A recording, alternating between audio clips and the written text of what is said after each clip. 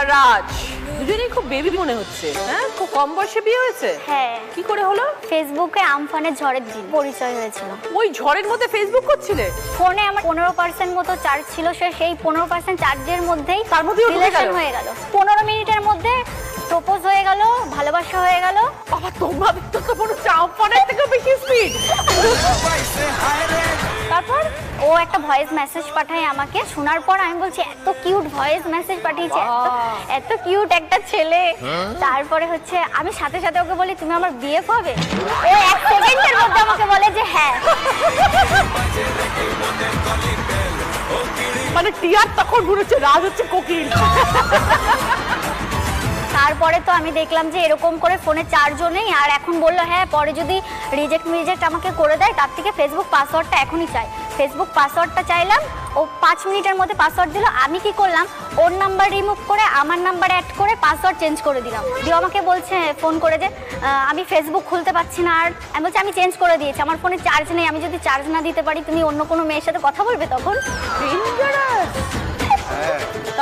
তারপরে 3 মাস পরে একসাথে পড়তে গেলাম। তো পড়তে গিয়ে প্রথম দেখলাম, ও বলছে তোমাকে সামনাসামনি দেখে আমি চিনতে পারিনি।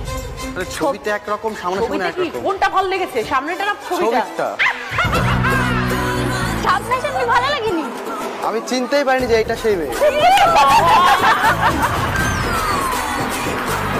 আর সবসময় আমাকে দেখে ভয়ে ভয়ে। তুমি কি 440 ভোল্ট নাকি? কামড়ে দেয়, কামড়ে দেয়। আমি বলি তুমি চুপচাপ থাকবা, ছোট মানুষ সেম বয়সে চুপচাপ থাকবা, আমি তোমাকে ঠিক করে চালাবো। এখনো বড় হয়নি, এখনো তো ছোট আছে না। অন্য মেয়ে যদি পছন্দ করে না, এই বাচ্চা ছেলে। বুদ্ধি আছে তোমার বউয়ের কিন্তু। আচ্ছা, বিয়েটা কিভাবে হলো?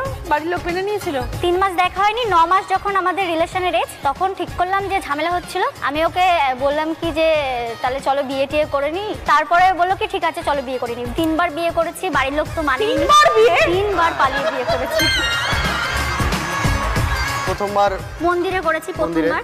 ওম মঙ্গলম ভগবান বিষ্ণু মঙ্গলম গরুধ্বজা। কেউ মানলো না। পরের বার করলাম, তার বাড়িতে প্রবলেম। দুজনেই। পরের বার কোথায় করলে? পরের বার এমনি রাস্তায় করে নিয়েছি। আর কতবার মন্দিরে যাব? 3 নাম্বার বারের বারও মানেনি। 4 নাম্বার বার যখন দেখলো যে না আর হবে না, এদের যতই একটাই আবার বারবার বিয়ে করছে, লোকজন জানছে, মেনেই নি। শাশুড়ি মা এসেছিল আজকে? হ্যাঁ এসছে। শাশুড়ি তো ইয়াং। হ্যাঁ। শাশুড়ি মা? হ্যাঁ বলুন। 4 নম্বরে বার বিয়ে করে চলে এলো বাড়িতে, কি করলেন আপনি তখন? কি আর করবো, মেনে নিতেই হলো। ওদের যখন দুজনকে চাই। এখন কি বুঝছেন বৌমাকে? বৌমা খুবই ভালো। আমার তো মেয়ে নেই, পুরো আমার মেয়ের জায়গাটা দখল করে নিয়েছে ও। সবার মন জয় করতে পেরেছে। হ্যাঁ, ভীষণ ভালো। আর দিদি হচ্ছে আমাদের একটা ইউটিউব চ্যানেল আছে, রাষ্ট্রীয় অফিসিয়াল। ডেইলি ব্লগ, সারাদিন যা করি ওর সাথে যা করি। কিন্তু আমাকে তুমি মাছ দিতে, তুমি নিজে মাছ নেওনি কেন? তাই কি হয়েছে, আগে স্বামী তারপরে আমি। ভালো লাগে না। তুমি থালা চেঞ্জ করেছো কেন? আরে মাছ খাও না, তুমি খাও না। আজকে তুমি খাও, আমি খেতে পারবো না তোমাকে।